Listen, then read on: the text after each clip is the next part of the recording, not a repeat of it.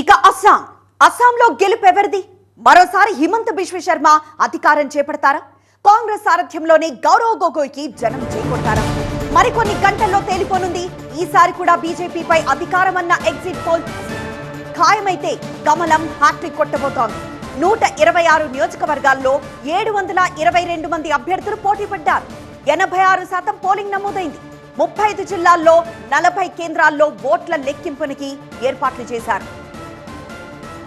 సంక్షేమ పథకాలపై ఆశలు పెట్టుకుంది బీజేపీ. అసోం గణ పరిషత్, బోడో పీపుల్స్ ఫ్రంట్ తో కలిసి ఎన్నికల్లో పోటీ చేసిన పార్టీ మ్యాజిక్ ఫిగర్ 64పై భారీ ఆశలు పెట్టుకుంది.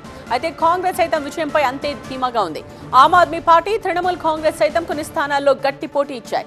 ఇక 258 మంది స్వతంత్ర అభ్యర్థులు ఎవరి ఓట్లకు గండి కొట్టారనే దానిపై రకరకాల విశ్లేషణలు వినిపిస్తున్నాయి.